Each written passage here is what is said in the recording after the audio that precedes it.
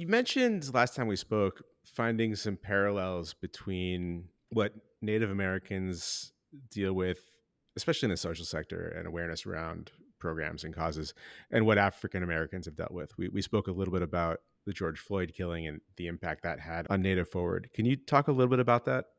Well, I think that this country had such a strong racial awakening in that moment. And just the humanity in this nation, I think it woke people up to the lack of humanity and the need for humanity. And I think there was a moment of I think it truly brought people together. And I felt it. I don't think one human being wasn't impacted by that moment.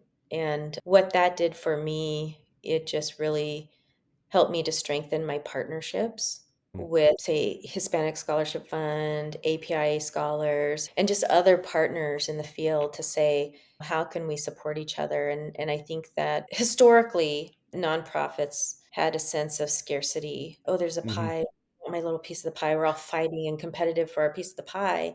Yeah. And as tribal people, we don't think like that. I think that it doesn't feel good to have pie when someone else doesn't have pie. But I think that moment really helped our society to think more holistically and to say we need to come together and think of more abundance and strength and unity. And I think that's probably the moment where, I started having monthly conversations with other CEOs from these other places to talk about our challenges and to support each other and to share. We even share donors and we share lessons learned and here's my struggles and getting through COVID and what are you guys doing to navigate this and the remote stuff. And if it wasn't for that, I would be in a much different space.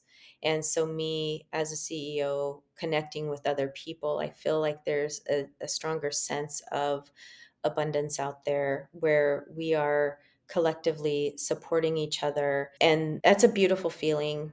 And I would love to see that continue. And I think that when you have that space of abundance, there are people that still have that scarcity mentality. But Yeah. once you come into the room and there's enough of you and there's enough trust there, that people want to be a part of that. And so I've seen a shift in that regard. And I think that's a nice thing that I would like to see continue. And you see the support of more allies who may have been maybe a little more on the sideline before. Mm. And now they're actively engaging and wanting to have conversations and inviting people to the table and actually creating space and saying, hey, how do we involve Native people? Because a lot of times people just don't know. Like, how do I go about it? And so it's just, we've had a lot more people reaching out. So I think in all tragedy, I think that to get through, you try to find something beautiful that can come out of something horrific. And I can say that I definitely feel more connected to the broader communities with Black and brown people across this nation, and not just Black and brown people, it's all people, right? So there's allies coming forward and really connecting and having that sense of unity. It feels a lot different than what it did before. Yeah. On that note, we've talked a bit about extinction and suppression of cultural values and confusion on how to deal with this in a better way as someone who's not Native American. How can people engage with Native Americans in a respectful and open way? I think with any ally, when I think of what I do, I think it's important to educate yourself and I think look towards resources of what can I do to educate myself. And I think one of the things I would say is Native people as distinct, different political entities, and they have a government to government relationship with the federal government. All of the things that we're talking about are not just concepts, they were federal laws. extermination, termination, assimilation. These are not just words, these were policies that were put into place. And so there's understanding federal Indian law, I think, is important. I think there are resources. The National Museum of the American Indian, the Smithsonian, they have a great resource on their website that has Indian 101, if you will, where you can get a general concept of things. And then if you want to dig in, the National Congress of American Indian has historical context on their website.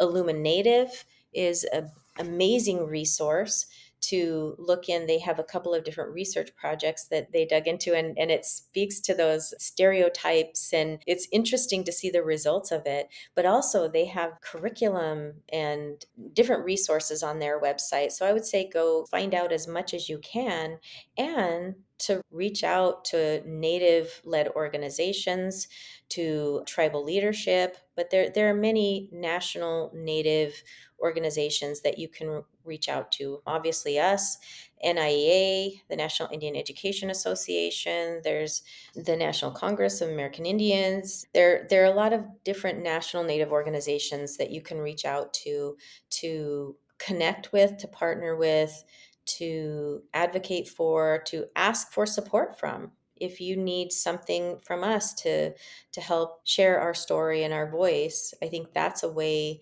that people can be engaged. If you look around the room and that someone's missing, whether that's someone that's Native, whether that's someone that's Hispanic, Black, whatever, if you see someone missing, invite someone to the table. Mm. And so I think that's just an important thing. Reach out to different organizations and ask, and anyone. I think that for the most part, people are very receptive to that, and glad when they do. I definitely invite people to reach out to me. I see myself as a resource and am open to that.